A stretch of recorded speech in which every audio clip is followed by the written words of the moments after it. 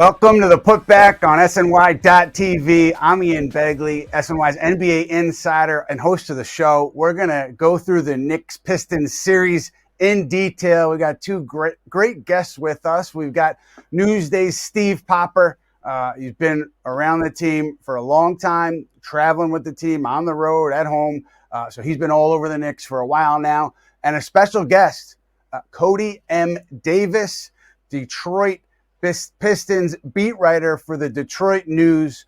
His first year on the beat, but he's gotten to know this team very, very well. So we're looking forward to his insights. And as always, gentlemen, we're going to get started with the baseline.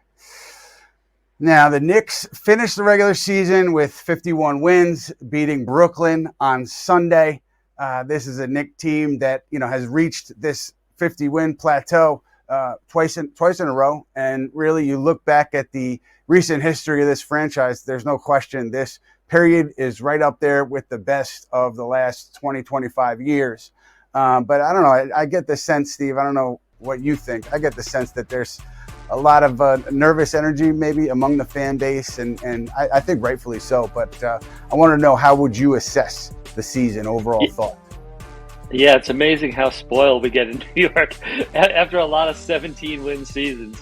51-win season feels almost disappointing.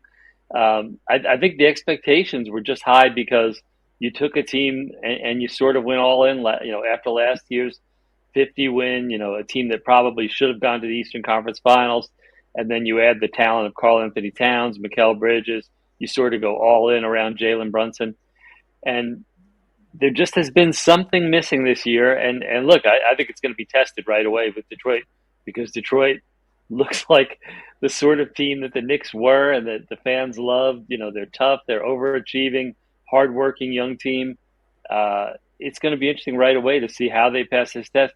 And look, I think, it may sound like an exaggeration, but I think if the Knicks don't get past the first round somehow, there's going to be changes probably. Yes. I know there's been a lot of pressure. People mentioned Tom Thibodeau. I've heard rumors, front office stuff could happen. Mikal Bridges is up for an extension, and there's going to, a decision's got to be made whether you think long term he's the answer that you thought he was when you gave up 5 first-round picks for him. To me, this is a real make or break period that's going to tell you what this season was, more than the 51 wins. I agree with you, Steve. Coty, I want to hear you on the Pistons, but I just want to add in here. Yeah. Is this a team that just was tired at the end of the regular season, or was not really engaged at the end of the regular season, and is going to show the Knicks fan base and the NBA what they are, that they really are this 51-win 3 seed, and they're going to come out strong against the Pistons? And if not, I've been writing about it, and Steve, I'm with you. I do think that there's a strong possibility, a solid possibility that changes are coming. If they flame out against Detroit, or even if they're non-competitive in the second round against the Boston Celtics. I think earlier this year, somebody asked me about Tom Thibodeau, and I thought, just based on everything that had happened, everything that I'd heard coming into the year, I didn't think there was a scenario where the Knicks would change their head coach. But now, more recently, just having conversations with people and seeing kind of which way the wind is blowing, I think this is the stakes are high for Tom Thibodeau going into this postseason. I'd say 2 things there. One, that there's a lot of finger pointing that happens in this organization. Yes. In its history. Whenever anything goes wrong, a 3-game losing streak brings that out. And look, we've seen what's happened with some coaches that have been to the finals, have been coach of the year in just recent days, months this season. I don't think anything's assured. And I think what Tom Thibodeau has done for this organization is tremendous. But you see Mike Malone get let go in Denver. There's just expectations, and if you don't live up to them, even with the contract extension kicking in, at some point there's always fire where there's smoke. Right. And maybe a little bit more stability right now in Detroit with the team that Coty is covering with JB Bickerstaff and co. Coty, what did you make of what you saw from this team across the season? Just overall, that this team has finally got through the dark stages of their rebuild. And look, I think we all can agree that none of us expected the Detroit Pistons to be this good. I mean, you take a look at the fact that they finished the season 44-38. It's their best record since the 2015-2016 campaign. And you also had an opportunity to experience here in Detroit one of the best one-year turnaround in league history. And if somebody want to argue the best one-year turnaround in league history, I would give them the opportunity to do so, because if you go back and you take a look at some of the best one-year turnarounds throughout league history, of course, the number one, the best one-year turnaround that everybody likes to talk about is the Boston Celtics. 2007, they finished with 21 wins, and then the following year they go on and win a championship, and I believe they finished the regular season, correct me if I'm wrong, like 64 to 67 wins or whatever the case might be. However, you look at a situation where they added not one, but two Hall of Famers in Ray Allen and Kevin Garnett to go along with Paul Pierce. You know, you can even go all the way back to the late 70s, early 80s when you take a look at the turnarounds the Lakers had in terms of building their dynasty, the turnarounds that the Boston Celtics had in terms of building their dynasty, where they added two guys that's in the top 10 of all time in Larry Bird and Magic Johnson. The only thing the Detroit Pistons did was added Tim Hardaway, Tobias Harris, Malik Beasley, and JB Bickerstaff, four guys who a lot of people were kind of making fun of at the end of last season, especially somebody like Tim Hardaway Jr., who was literally benched as the Dallas Mavericks went on their NBA final run. Nobody knew what to expect from this organization. The Pistons is coming off a season where they went 14-28, had the longest losing streak in league history. Everybody's making jokes about them. So it's like, okay, you know they're not going to be as bad as they have been over the last 2 years, but if everything goes right, they probably will finish the season 10th in the Eastern Conference and literally the first team that's going to be eliminated out the play-in tournament. They didn't just make the playoffs. they bypassed the play-in tournament in general. And then when you take a look at the fact, every single one of those veterans that I just alluded to, they play well. All of the young guys outside of Cade Cunningham, when you look at Jalen Durham, when you take a look at Asar Thompson, when you take a look at Ron Holland, a rookie that they drafted with the number 5 overall pick, there's been on several occasions, Coach JB Bickerstaff has talked about his ability to go out there and make winning plays. You look at Isaiah Stewart becoming the defensive anchor. You look at so many young guys, even Jaden Ivey before he went down with his potential season-ending leg injury, the steps that he took. Like, this team literally buckled down in the offseason. They added in the right veterans. They got the right head coach. They went back and got that Detroit basketball identity of grit and physicality. And that's part of the reason why, matter of fact, that's the main reason why we're sitting here talking about the Pistons in the playoffs as the number 6 seed playing against the New York Knicks. And some people, I don't really know how many people are going to look and say that the Pistons are going to come away victorious, but it's part of the reason why you look at this series and say this is going to be arguably one of the most competitive, if not the most competitive first round series that we have here in the NBA.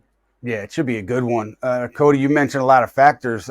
You forgot to mention yourself, though. First year on the beat, I think you deserve some credit for this turnaround. This is it's remarkable. Blame James Edwards. Yeah, our guy James Edwards. His winning percentage is not strong. Jalen Brunson, Cade Cunningham, guys. Steve, we watched Cade Cunningham in the Garden have his way with the Knicks. What do you think they do against Cade? What's their approach, do you think, against Cade? And can the Knicks win this point guard battle? Well, I think they can because two things. One, the postseason is different than the regular season, and this is Cade's first time around in there. Jalen last year, 4 straight 40-point plus games. He's shown that he can do this on the biggest stage. Cade is going to not only have to kind of live with the pressure of being the guy who's lifting this team. You can talk about the veterans, but Cade is the engine of that team. And the Knicks just can come at him in waves defensively. And look, this is sort of I guess a statement on the moves you made. You went with Bridges, you went with Anunoby, you signed that huge contract in the summer. And this is the sort of task you're asking them to do, is to take on the role of stopping him. They haven't had a lot of luck defensively against him this year. Although I think Jalen did average more against them than Cade averaged against the Knicks, even in the regular season. I just feel like the experience of Brunson, he sort of knows how to run this thing. He's got help offensively in ways that Cade doesn't have. Karl Anthony Towns can sort of score at will when he wants to. Also, I just feel like the advantages, the defensive bodies that the Knicks can throw at Cade, and then the help that Brunson gets offensively sort of gives him the nod here. As good as Cade has been this year, and he deservedly might wind up either on the same All NBA team or ahead of Jalen this year. It's you talk to people around the league, and I think regardless of what happens in this particular series, and I'm not trying to downplay the importance of it, but I think Cade Cunningham is going to be up there among the top Eastern Conference guards for a long time if he stays healthy, and hopefully he does. Just great to see him put it all together like he has. But Brunson, the playoffs with the Knicks, I mean, been fantastic. 30 points per game, 6.6 assists, 40 minutes, plus minus, plus 40. He's been the engine for them, and he's proved that he can do it on this stage again and again. So, yeah, I do think experience plays a role there. But, Coty, I'm just curious, how do you see the group in Detroit, Cade in particular, handling this atmosphere, just playoff atmosphere in general, but also at the Garden? Well, they already swept the Knicks in the Garden during the regular season. But as everyone knows, and even though this is my first time being part of a NBA playoff, covering an NBA playoff series, everyone knows the playoffs is a different atmosphere. The game slows down. You get more opportunity to hone in and focus on one opponent, to focus in on a top 10, top 15 player. And, that's when you start looking at whether or not how much the experience of this really is going to come into play. But that's the one thing that really concerns me the most about the Pistons going into this playoff series. One, whether or not they're going to have an opportunity to have the experience needed. I mean, yeah, you have some veterans that you have leaned upon throughout this whole entire season, but at the end of the day, most of your core guys, Cade, Jalen Duren, Asar Thompson, Ron Holland, Simone Fontecchio, even Isaiah Stewart, like all of your core guys, they are young and they do not have that playoff experience. So that's one aspect of it. And then two, and most importantly, do Cade Cunningham have enough help around him? Because once again, in the playoffs, they're going to have an opportunity to focus in on him a little bit more. And look, Cade in the regular season, he played really well against the New York Knicks. I mean, you're looking at a situation, I believe he has the 9th or the 10th highest scoring average against the Knicks in the regular season, scoring 30 points per game and to go along with 8.5 assists. So you're looking at a situation where he really has been somewhat of a one-man show. However, in the playoffs, we know that could be a detriment on whether or not they could advance moving forward. And I also look at it from a standpoint when you take a look at this point guard battle, Jalen Brunson, he has been one of the best playoff performers over the last couple of games. I mean, you guys already alluded to it. Since he became a member of the New York Knicks, he has scored an average of 30-something points per game, which is like 3rd or 4th in the NBA since the 2023 campaign. So you're looking at a situation where not only will JB Bickerstaff and the Pistons will have to find a way on how do they get Cade Cunningham enough help, but at the same time, how do they go about slowing down Jalen Brunson, a guy, yes, I understand it, I get it. He is coming off a very bad ankle injury that sidelined him for a little bit over a month, correct me if I'm wrong, and he looked a little bit rusty, coming back and stuff, but at the end of the day, this is the playoffs. I think he probably got enough rest in terms of getting himself back into game shape. And you're looking at a situation, and they're also going to be at home. This is going to be an opportunity for Jalen Brunson to be quote unquote playoff Jalen Brunson in hopes of giving the Knicks that extra boost that they need. And one more thing about Cade in terms of whether or not he's going to have enough help. Another thing that concerns me, I think this is where the Pistons are definitely going to miss the production of Jaden Ivey, because I look at it from a standpoint that was arguably, if not the second best player that the Pistons had. Yes, they have put together a winning record without him. However, as I just alluded to, the playoffs are a different game, and I think this is where it's going to hurt them the most.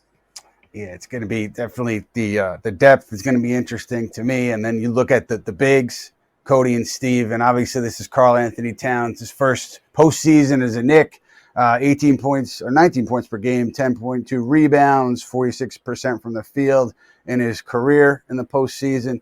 12-19 record. Obviously, Minnesota had that great run last season to the conference final.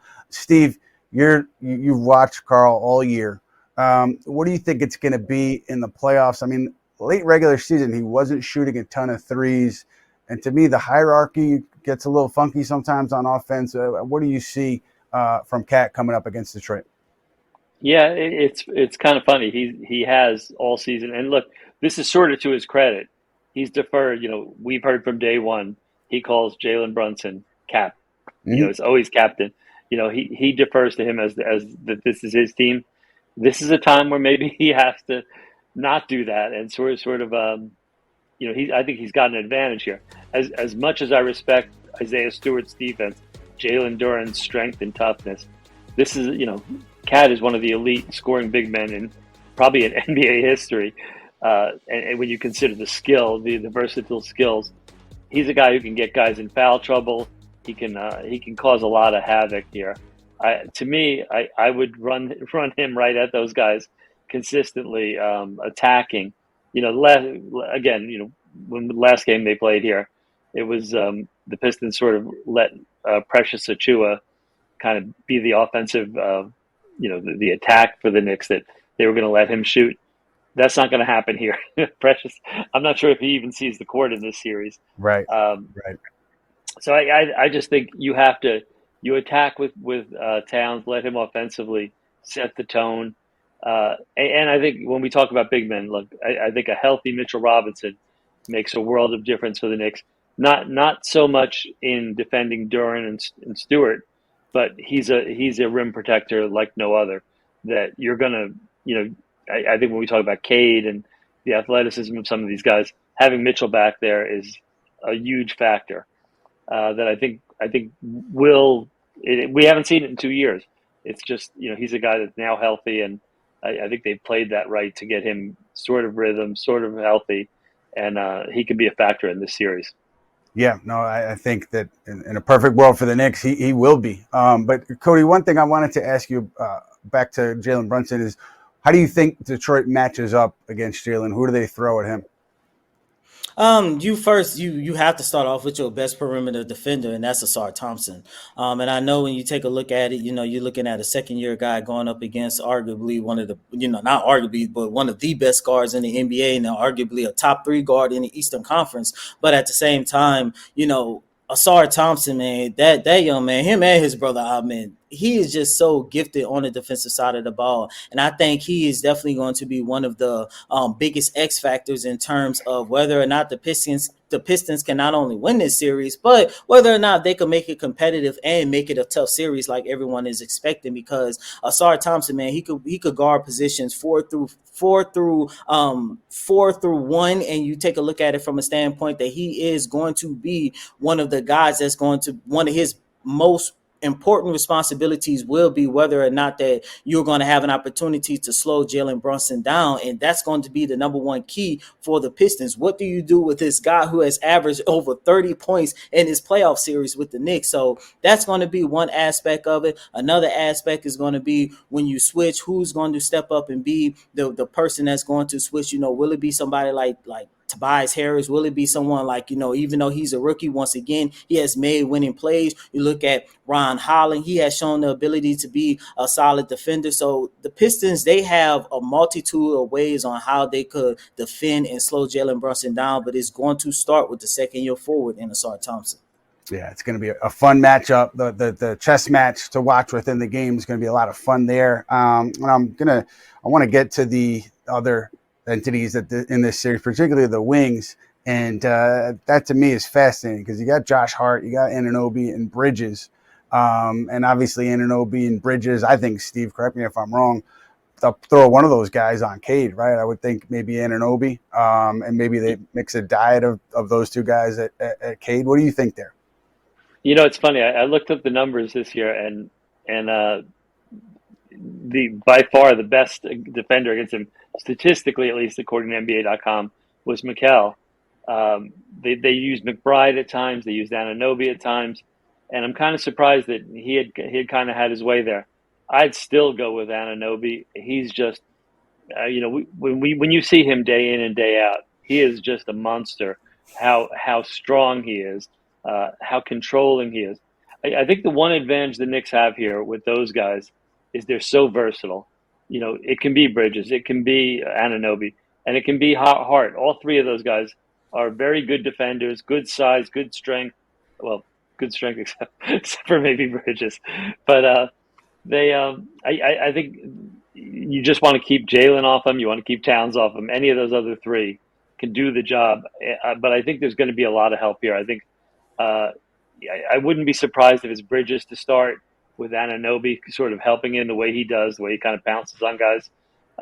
It'll be interesting to see it, but this is where I say, when we look at the numbers that Cade has put up against them, when you give Tom Thibodeau, who is an elite defensive coach, you give him a week to prepare. Plus, he said yesterday they've been preparing for 2 weeks already for this, doing the advanced film work and stuff.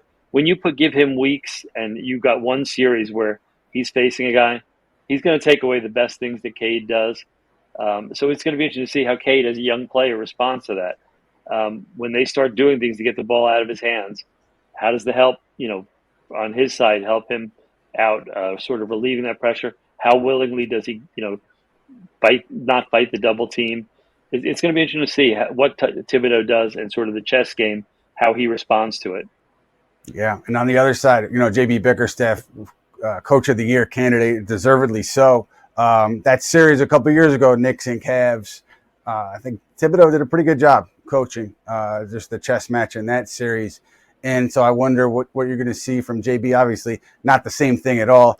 Different team, different personnel, but same head coach. So it's going to be interesting to me to see that the Thibodeau Bickerstaff head to head. And Cody, I'm curious from your perspective, having spent a lot of time around JB Bickerstaff and the group, what's worked for JB this over the course of this season with this group, and you see them just fully tied in going into the playoffs?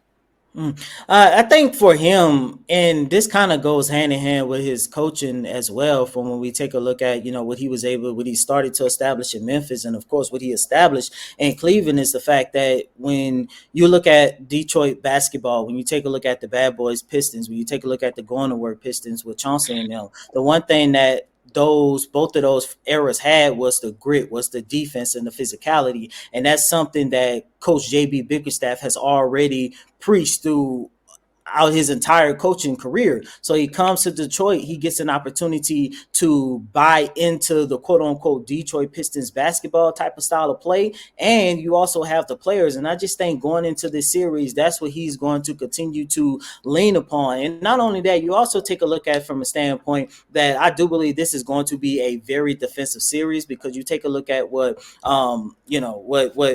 Coach JB Bickerstaff has also done throughout his entire career, and that is establish a great defensive foundation. And that's part of the reason why when you take a look at the Pistons, once they really started turning their season around back late December, early January, you're looking at a team that has been ranked top 10 in defense. And I think that's exactly what you're going to see, especially considering that on the opposite side of the court, you got head coach Tom Thibodeau as well, who's another great defensive-minded coach. So it's going to be very good to see who's going to get the upper hands on their opponents. But once again, when you take a look at Coach JB Bickerstaff, knowing his personality, knowing that, this is a coach that has dived into that grit, that grind, that physicality, that defense, that is something that he's going to continue to rely upon throughout this whole playoff series, because that is what got him to help turn this franchise around. And that's part of the reason why we're sitting here. When you list the top 2, top 3 coach of the year candidates, his name is near the top.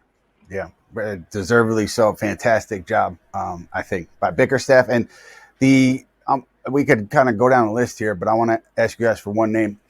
Steve, start with you. Which player needs to have the biggest impact, let's say from a Knick perspective, in order for them to have success?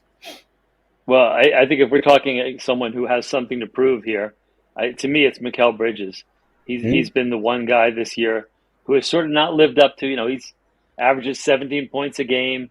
He has his moments. He's had, some game-winning shots. had a 40-point game, but he just hasn't been what you expected. Defensively, he hasn't been the stopper that he'd been back in Phoenix, really. Offensively, he hasn't been the force that he was in Brooklyn. He sort of looks like he's still trying to find his way there. To me, everyone else has sort of proved what they can be. I still, think that Bridges can be an important factor in this series and in the postseason for the Knicks. But I sort of think that there's pressure here that if it doesn't happen, it may not happen in New York, and it may be a sunk cost. And you say, I gave up 5 picks for him. What will I take to move on and get to the next phase of this rebuild? Yeah, stakes are high. I'm going to just say briefly Josh Hart, because of the way he picked up his shooting before the postseason last year and just punished the Sixers, who left him alone from beyond the arc. I would assume Detroit maybe takes a similar stance, and I'm sure Josh is going to work on his shooting extensively, I assume, heading into the postseason. So maybe we see that again. Also, an underrated player in this series to me, Tim Hardaway Jr. He likes playing in the Garden. I think he likes sticking it to the Knicks, who moved him twice. And so I do think that, Hardaway is going to have a moment or two here in the series. And I'm curious to see how he plays. But I do think he gets up for these games, and he's going to have a whole series here against the Knicks. Cody, give me one guy. Who do you see? Tobias Harris, by far. When you take a look at the turnaround that the Pistons made this season, Tobias Harris has been matter of fact, he's probably the most important player outside of Cade Cunningham, because when you take a look at, the potential lineup that the Pistons are going to throw out there, earlier on in the show, I just talked about who's going to step up. The one thing about the Pistons, that they want to shoot the three ball. So, y'all just mentioned Tim Hardaway Jr. You also got Malik Beasley, who I think he finished second in the NBA this season for most threes, right behind Anthony Edwards. But, you know that those are going to be your three. That's your 2 best guys that's going to shoot the 3 ball. However, in games where Tobias Harris has it going, shooting from behind the arc, he gives them another weapon to utilize from 3-point land. Not only that, even when you take a look at rebounding, the Pistons has been one of the most respectable, one of the best rebounding teams in the league this season. The rebounding is going to come from Jalen Duren or Sar Thompson or Isaiah Stewart. However, you add in Tobias Harris' ability to rebound the basketball, he gives them another boost. Even in games where he is struggling, if it's a close game inside the Garden, let's say the Pistons are up by 5 with like 30 seconds left, you're looking at a situation, he's going to be the guy to reel his players in, to tell them, calm down, let's stay the course, and let's come away with this win. Or even if things are vice versa, they are down by 5, it's a close game, the Knicks are trying to go on a run, he's going to be the one to call his team in, show that veteran leadership, and tell them, calm down, let's get back to playing our style of basketball. He is by far the most important player that the Detroit Pistons have outside of Cade Cunningham. And it's not just me. Coach J.B. Bickerstaff has talked about that time and time again, calling Tobias Harris his safety blanket. As a matter of fact, when you go back and you take a look at, somewhat of a struggle that the Pistons had to end the season, I believe over the last 8 games, they went 2-6. Majority of those games that they lost, Tobias Harris was not in. And in those games Tobias Harris does not play, that's when the Pistons struggle the most. In those games where Tobias Harris is struggling on the offensive side of the ball, struggling on defense, those are the games where the Pistons come up short. But if he is healthy, if he's out there, whether if it's his veteran presence or just his ability to play both ends of the court, that's when you look at the situation and say the Detroit Pistons are a very dangerous team. Yeah, New York's own Tobias Harris. I have a soft spot for Tobias as a local guy. Looking forward to seeing him in MSG and throughout the series. Now, guys, we're going to pivot to a segment called What We Learned. What We Learned is presented by Binghamton University. Binghamton University was named the top school in the SUNY system, according to recent rankings from the Wall Street Journal and Forbes. Visit binghamton.edu for more. What we learned lately was Tom Thibodeau and the organization. Tom Thibodeau would say it's the medical department's decision to rest players at the end of this season. You saw it in that Detroit game. I think 3 regulars rested. Karl Towns was out against Cleveland, and then everybody sat basically, except for 6 seconds of Mikal Bridges against Brooklyn. I'm just wondering, Steve, what did you make of that? Because last year's team, that was not the case. They were playing an overtime game against Chicago, game 82. And so it seemed like a different approach. What were your thoughts on it? It's funny for all of the talk about what Thibodeau has done and, health and minutes police, all this stuff. The Knicks are going into the postseason remarkably healthy. Yeah. Ariel Hukporti, who probably wouldn't see the court anyway, is the only guy who's not healthy right now.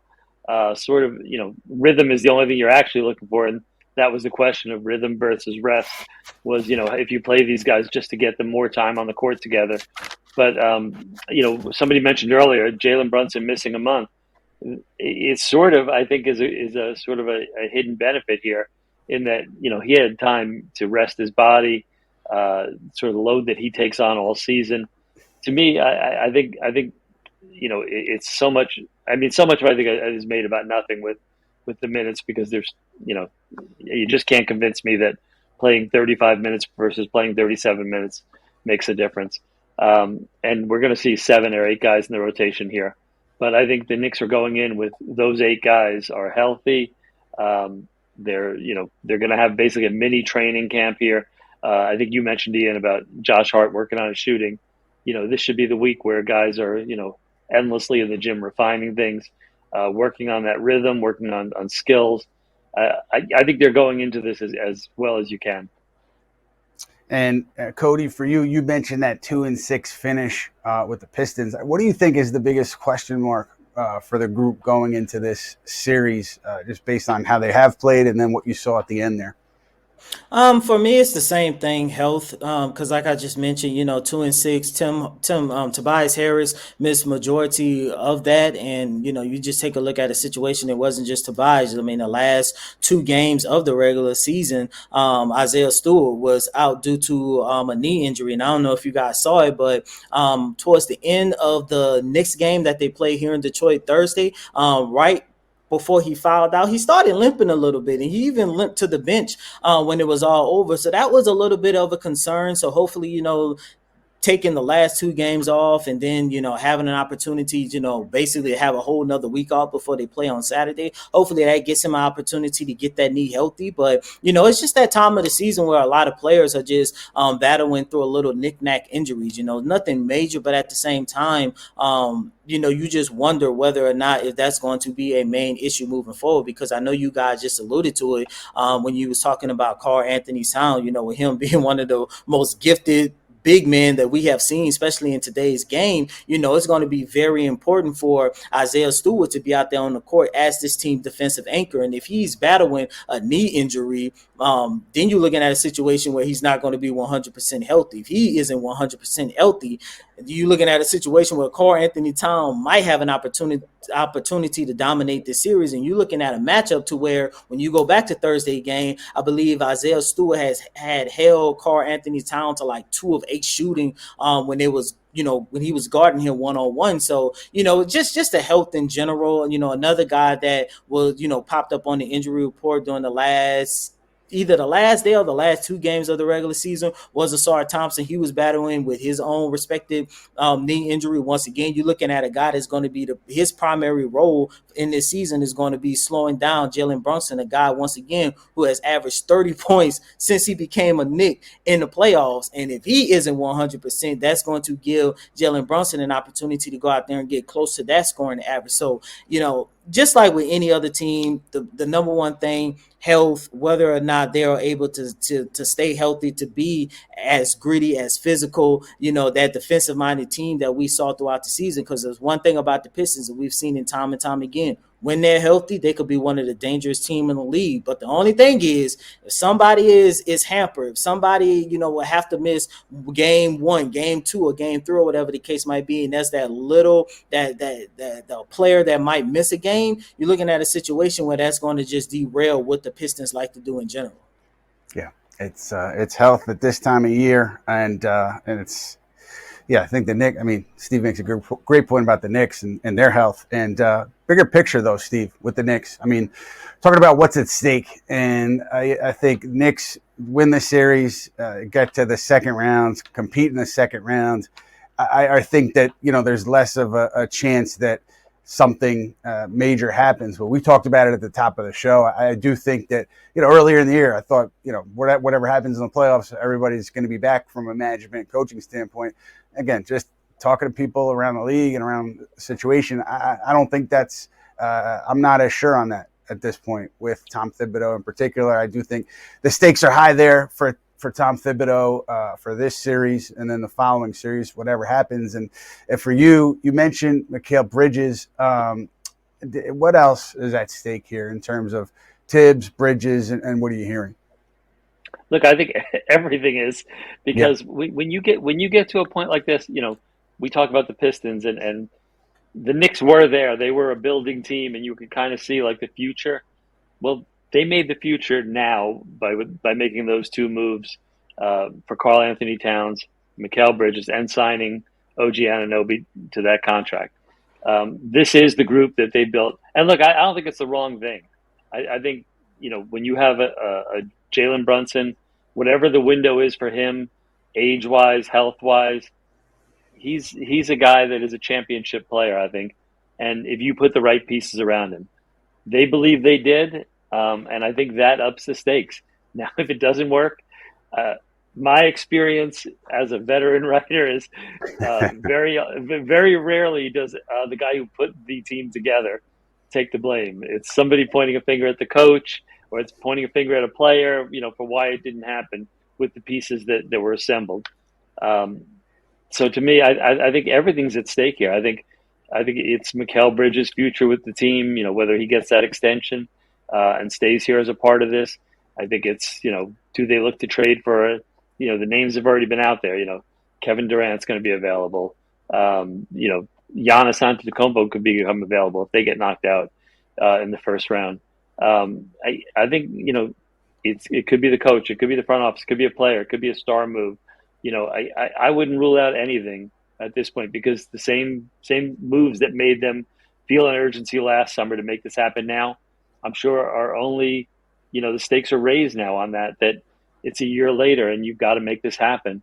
So if it's not working, that's the move you make is sunk cost. You start going to the next thing that's going to make it work.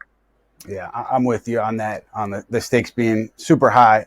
With Kevin Durant in particular, though, obviously we saw Mike Budenholzer let go in Phoenix, and I think the league just thinks Kevin Durant's going to be moved in the offseason. If I'm Phoenix, though, I'm asking Kevin Durant, hey, who can we hire to settle this thing down with you? Who can we hire to get you back here with Devin Booker? We'll figure something out with Bradley Beal because they're so committed already. But let's say it doesn't go that way. I know the Knicks have been mentioned a lot. To me, and this is not just kind of conjecture, but just based on, stuff that I've discussed with people, I see it as more of a long shot. I think he'd be a fantastic fit, and a lot depends on what happens in the playoffs. If the Knicks go through the first two rounds, feel more confident that they're a Kevin Durant away, maybe the wind blows a different way. But right now, I do think it's a more of a longer shot than other trades for other star players that you want to put on the table. I think everybody's keeping an eye on number 34 up north in Milwaukee. But yeah, I agree, Steve. Just stakes super high. And go ahead. I was going to say, I think look, Durant is an amazing player, but I don't think I'd feel any more secure if I was Tom Thibodeau, given the run of coaches that Kevin Durant has left in his wake here. Yeah, a lot of not bodies on his resume because it wasn't him directly, but there's a lot of coaches selling their homes. Hopefully they're renting in the wake of coaching Durant. Now we're going to a segment that we like to call the Talkback. We're bringing in my friend and yours, Matt Spendley, the Big Spend. He's got some questions for us from the audience. Matt, what do you have for us? What's up, guys? Thanks for having me on, as always. All right, we are starting off from YouTube. Our guy Scar on YouTube. Cody, I'm going to throw this one right to you because he says, haven't watched much Pistons. What would be their game plan for exploiting Cat? So curious from what the Pistons have been able to execute offensively. We've talked a lot in the space about Cat's defense this year at the 5. So curious for the Pistons offensively, how do you think they'll try to attack Cat and take advantage of his defense at the 5? Simple. Get him to switch. Get him out there on the perimeter on, somebody like Cade Cunningham and let him go 1-on-1. Because that's the one thing about Cade, man. He can get it. He can score, regardless of who is guarding him. Especially if you get a switch and you have a big man on him, you definitely looking at a situation where Cade has an opportunity to blow right past him, attack the rim, draw the foul, or even, have an opportunity to get a shot off. Cade can score in a variety of different ways, and I think that's going to be one matchup that they're definitely going to try to exploit. Steve, I know we've talked, obviously, in this space too, about the Mitch Cat tandem. Our guy Jay from East on YouTube is saying, let me find the question also on my screen. I think Mitch needs to start for this Detroit series. We know that they're not really going to change up the starting lineup, and Mitch and Cat have played 47 minutes together this season. How much do you think we'll see of Mitch and Cat together in Detroit against the playoffs? It's interesting. I don't think we'll see a lot of it just because sort of what we just mentioned here. Cat is a liability when you're switching Cade onto a guy. But I just think his offense is such a factor that they're going to have a hard time taking him off. And I think the other guys are so versatile to play Mitch with Cat sort of. I guess I'm looking at the right word here. Sort of creates a mismatch where you have guys that really are not switchable there. Josh, OG Anunoby, Mikal Bridges, all are very interchangeable. I think Thibodeau likes that. I think foul-wise, too, they have to protect these guys. I don't think we'll see a lot of it together. Look, I think it is an interesting concept. And the most interesting thing about it is if you could somehow combine Mitch and Cat into one player, that would be the ideal player the Knicks need, because every time Mitch isn't on the floor, you think you need his defense. And then when you see offensively, the drop-off from Cat to him is just off a cliff. Maybe that's the fix in the offseason, Steve. Just figure out some kind of mad science. Science is doing things these days. We're whipping up the graphic already behind us. Don't you worry. The Knicks training staff has done a tremendous job this year. They have. I'm not ruling that out that they can pull that off. Anthony Goenega, what do you have up your sleeve, buddy? MVP. Yeah. So we're gonna hit final thoughts here, Cody. I'm sorry, I don't want to jump the gun. Matt, anything else?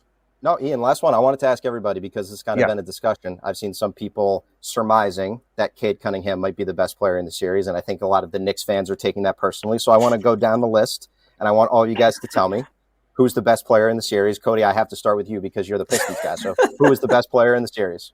Tell us. Man, it's tough because I'm gonna go Jalen. I'm gonna go Jalen only because this is the only year that we've seen Cade have this type of year. And, Jalen Brunson, even before he got to New York, was the last season that he had in Dallas. You thought that backcourt was going to be something special in Dallas. And boy, I don't know what Dallas was thinking. But, I'm going to go Jalen only because I'm giving him the edge due to experience. Because, yes, Cade Cunningham has had a phenomenal season. Yes, it's been a pleasure watching Cade, finally take that step to All-Star and All-NBA. However, now it's the playoffs, and, things are going to change in the playoffs. When you take a look at Jalen Brunson, not only does he have the experience, but, we seen it longer with Jalen. And once again, and I know this is something I kept coming back to this entire time, Jalen is averaging 31 points per game in the playoffs as a member of the Knicks. That is third since 2023. That is a remarkable achievement. And we watched what he was able to do last year. And if the Knicks are healthy, you're looking at a situation where they probably get to the Eastern Conference Finals. And those are the things that definitely going to play into a factor as to why I'm taking Jalen as the best player. But my guy, Cade, if this is Jalen, Cade is right there. Let's just say that. Mm-hmm. Sure. Mm-hmm. Ian, then Steve. I'm with Cody for everything he said. Brunson, specifically based on the experience and the body of work. But I think Cade's coming, man. He's, regardless of what happens in this series, what percentage he shoots, whatever, he stays healthy. He's coming. The next few years, he's going to be, that's one of those starting guard spots in the East, I think, is his to lose as you look ahead here. But right now, Jalen Brunson. I guess, first of all, I feel sorry for Nico Harrison catching strays even in this discussion, but deservedly so. Look, Cade is number one overall pick for a reason. He's going to be All NBA this year. I have a vote, and he's certainly going to be part of it. To me, you still go with Jalen Brunson for a couple things. The playoffs are just different. He's proved he can do it at that level in the playoffs and maybe even raise his level. With the help he's got, to me, he's just a guy that you can rely on here, and he's going to find the answers for you. That's what I got, Ian. Now it's back to you. Now you can go. Thank you, Big Spend. We will see you again soon. Final thoughts here, guys. Cody, I want to start with you. Can you give us a series prediction? Oh man, I hate series predictions. I think this is going to be, like I mentioned, one of the grittiest defensive-minded series that we're going to get in the first round. I think it's going to be close every single game. I don't see a situation where one team is going to blow the other team out. However, I think I'm going to have to go Knicks in 7, only because at the end of the day, man, I just can't look past the experience that the Knicks have. And like I mentioned, yes, the Pistons, veteran players have stepped up throughout this whole entire season. However, once again, I just go back to the core majority of the players that Bickerstaff is relying upon is young players, who are still, if they're not trying to find their way, they're getting close to breaking, getting broken free. I mean, one guy that, we haven't really talked about too much is Jalen Duren. He's going to be another big X factor for the Pistons, and whether or not if he can tilt this series in their favor, given his ability, to dominate the glass, given his ability to be a solid presence in the inside. However, Jalen, he has had his up and down so far on the defensive side of the ball. And yes, Isaiah Stewart is your defensive anchor, but there's going to be moments where it's just going to be him and Cat down on the low post together. And then, like Shaquille O'Neal say, will that be barbecue chicken at that point for somebody as skilled as Karl Anthony Towns? So, I think this series, once again, is going to come down to experience. And if that's the case, it's going to be the Knicks in 7. Yeah, I'll just piggyback off that. I'll say Knicks in 6. But if Detroit gets one of those first two, I think things could go sideways a little bit. But I do think overall, I think Knicks in 6. I feel good about that. Steve, how about you? It's kind of funny. We talk about this matchup and we think of guys, JB Bickerstaff, who went against the Knicks 2 years ago and probably affected his not being in Cleveland anymore. Tobias Harris last year with Philadelphia in the playoffs, what the Knicks did to him probably is part of the reason he's in Detroit this year. Duren and Ivy were players the Knicks loved on draft night, and I think would have liked to have had both of them. And now they wind up, Ivy, I guess, won't be a part of this, but guys that they've got to get past. To me, it's experience, it's health for the Knicks right now.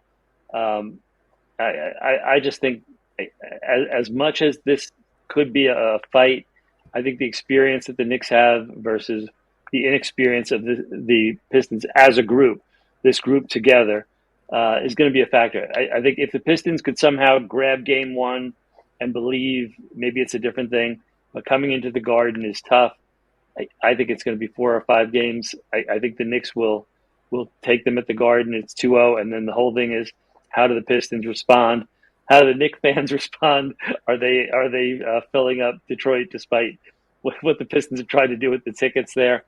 I think the Pistons need to strike early to show that they can be in this series and that they're ready to be that kind of team that elevates that next level. If they can't do that early, I think this ends quickly. Yeah, and one thing I would say, I think the Knicks would like to do that because the Pistons beat you up, and the Knicks need to be healthy for the next round. Yeah, that's where I am too. The shorter series, the better for the Knicks because of that. And Cody, just piggybacking off what Steve said with the tickets. And your buddies have tickets. They could probably make a lot of money. Somebody in New York trying to get to Detroit for the series. So I'm just throwing it out there. I like that plan because as soon as I saw that, I thought back to, I think it was 2 years ago when the Knicks played against Philly. I think that was in I can't remember which round it was. But it was first round last year. Yep. And like majority of Philly's arena was just orange and blue skies, as they say in New York. So when I saw that, I was like, yeah, I like that. I like that. Yeah. Keep those Knicks fans away. Keep those Knicks fans away. Just saying, though, if any of your friends, they could probably cover the rent for next month if they want to get off some of their tickets. So a Knicks fan. Anyway, that will do it for us. I'm done giving financial advice. Be sure, though, to check out Begley. There's going to be a Begley's mailbag post on SNY Knicks feed tomorrow. We're going to do a playoff edition of the mailbag later this week. And we'll be back with the putback during the series as well. But Steve Popper, Coty M. Davis, can't thank you guys enough for joining us. Thanks for the insight, and hope to see everybody soon.